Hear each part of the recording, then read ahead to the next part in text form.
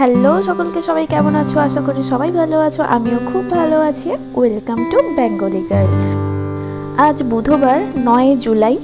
আজকে সকাল সকাল মা একটা নতুন খাবার তৈরি করবে, তার জন্য আমি ওপরে চলে এসেছি বেকিং সোডা নিতে। ব্রেকফাস্টে নতুন কিছু ট্রাই করব, ভালোও লাগছে। কাল রাত থেকে আতপ চাল ভেজানো ছিল, সেই আতপ চালটাকে আমি সকালে গ্রাইন্ডার করে নিয়েছি। আর কিছুটা ওই গোলা রুটি যেরকম হয় ওরকম টাইপের পাতলা করে নিয়েছি। তার সঙ্গে একটু অল্প করে বেকিং সোডা দিলাম, দিয়ে সেটাও আবার একবার গ্রাইন্ডারে ঘুরিয়ে নিতে হবে। তারপর একটা শুকনো থালাতে অল্প করে ঘি মাখিয়ে নিতে হবে, তার ওপরে ওই আতপ চালের মিশ্রণটা দিয়ে দিতে হবে।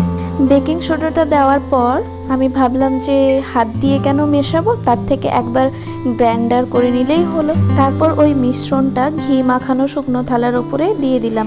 এখানে মিশ্রণটা একটু পাতলা করে দিলেই ভালো হতো, কিন্তু একবারেই যাতে হয়ে যায় তাই জন্য পুরোটাই একসঙ্গে দিয়ে দেওয়া হলো। তারপর একটা কড়াইতে জল দিয়ে যখন ফুটবে জলটা, সেই সময় ওপরে ওই থালাটা বসিয়ে দিতে হবে, দিয়ে ঢাকা দিয়ে কিছুক্ষণ রাখতে হবে। আর মাঝে মধ্যে দেখে নিতে হবে যে মিশ্রণটা কেকের মতো ফুলছে কিনা, মানে কেকের মতো একদম হয়ে যাচ্ছে কিনা। প্রায় 1 ঘন্টা মতো টাইম লাগবে হতে। আর এখানে প্রেসার কুকারে আমি কর্ন বসিয়েছি, যেটাকে ভুট্টা বলে। তারপর বিকেলবেলা চলে গেছিলাম বাজারে, আমি আর দিদি।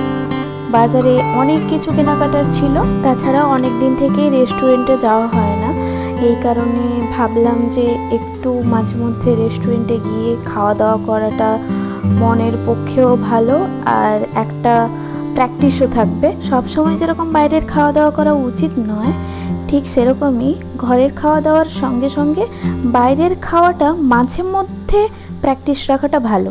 দিদি বিকেলে কিছু খেয়ে আসেনি, আর তার খিদে পেয়ে গেছিলো, যার কারণে আমরা গেছিলাম আস্বাদনে। আমরা খেতে এসেছি এগ রোল।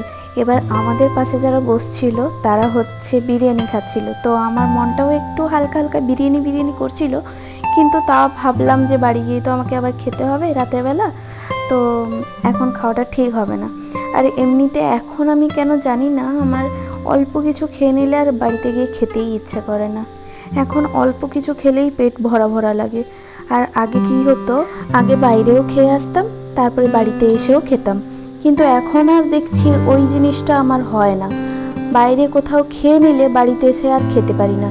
আস্বাদন থেকে বেরিয়ে এবার চলে এলাম অন্নপূর্ণাতে দিদির কিছু কেনাকাটা করার ছিল, কয়েকটা রুমাল আর স্কুল ড্রেসের পিস। আর তার মাঝখানে আমরা একটা গাছ কিনে নিয়েছিলাম, পেঁপে গাছটা দিদির বাড়ির জন্য। আমাদের বাড়িতে পেঁপে গাছ আছে অনেকগুলো। তারপর আমরা ফুচকা খেলাম, ফুচকা খেয়ে বাড়ি চলে এলাম। আজকের ভিডিওটা কেমন লাগলো অবশ্যই জানিও, তার সঙ্গে একটা লাইক, শেয়ার, কমেন্ট করে দিও, সাবস্ক্রাইব অবশ্যই করো। টাটা।